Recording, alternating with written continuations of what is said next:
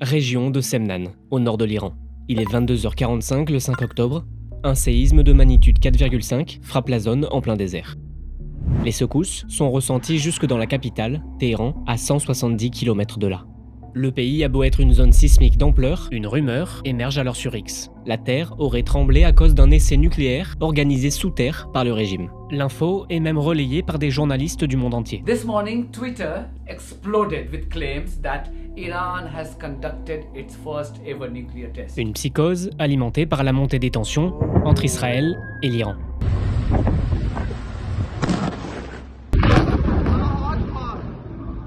Le nucléaire iranien, c'est probablement l'un des plus gros fantasmes de l'Occident dans la région. Iran, which launched this attack, so Iran is closer to a nuclear weapon than they were before because of Donald Trump's fickle leadership. Hit the nuclear first and worry about the rest later. The enrichment of uranium is made for one reason and one reason only. It's for the creation of atomic bombs. Et à chaque fois la même question qui revient, combien de temps faudra-t-il encore à l'Iran pour se munir de l'arme nucléaire ?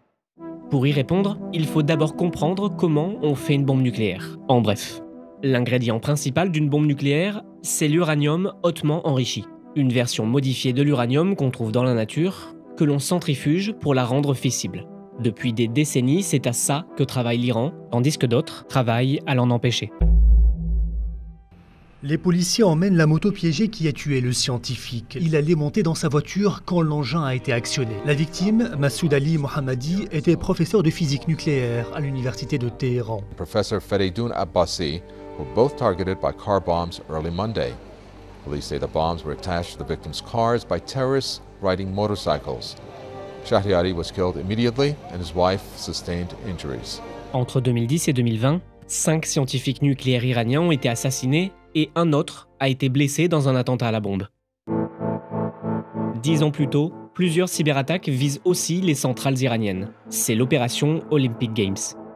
Un ver informatique, Stuxnet, supposément conçu par la NSA, est introduit dans les systèmes informatiques iraniens pour s'attaquer aux centrifugeuses nucléaires du régime. À chaque tentative de déstabilisation, Israël et les États-Unis sont accusés par l'Iran d'être les auteurs des faits. Des auteurs qui bombardent aussi les installations nucléaires en Iran et dans les pays voisins pour tenter de tuer dans l'œuf le moindre programme nucléaire.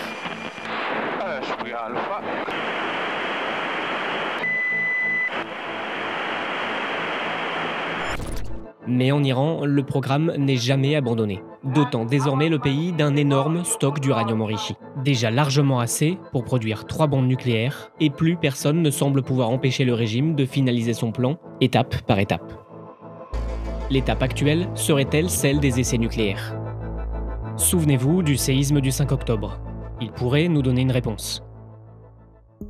Le séisme qui s'est produit dans la région de Téhéran est un séisme tout à fait naturel et donc qui n'est pas d'origine nucléaire, associé à une explosion nucléaire. Ce qui permet à Florent Bringuier d'affirmer ça, c'est qu'il y a plus discret qu'un essai nucléaire.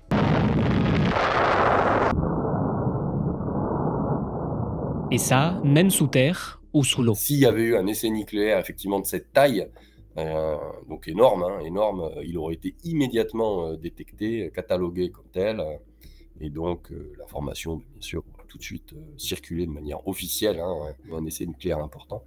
C'est quasiment impossible aujourd'hui de le cacher avec tout ce système d'information. Les explosions nucléaires sont très surveillées dans le monde. C'est le rôle du CTBTO qui analyse les données de chaque séisme. Il y a des différences très nettes dans les signaux sismiques entre un essai nucléaire et un séisme. Les organismes de surveillance savent très bien faire la différence entre une explosion nucléaire et un séisme. Et les systèmes de surveillance sont capables de détecter des séismes même bien plus petits que celui-là. L'Iran n'a jamais été aussi proche de posséder l'arme nucléaire. En revanche, le régime n'est visiblement pas à quelques semaines d'y arriver. Interrogé par le New York Times, Houston G. Wood, chercheur en ingénierie mécanique, en enrichissement de l'uranium et expert des questions de non-prolifération nucléaire à l'université de Virginie, pense plutôt qu'une bombe ne sera pas prête avant au moins 1 an, une vision qui semble partagée par la plupart des scientifiques. car posséder suffisamment d'uranium enrichi ne suffit pas. Encore faudrait-il développer ce qu'il reste pour obtenir une arme en état de marche, comme un système de mise à feu ou la fabrication d'une ogive. Le 8 octobre 2024, le régime islamique a mis en garde son ennemi numéro 1 dans la région, Israël, contre toute attaque sur ses infrastructures nucléaires, indiquant que toute frappe sur ses centrales entraînera une réponse plus forte.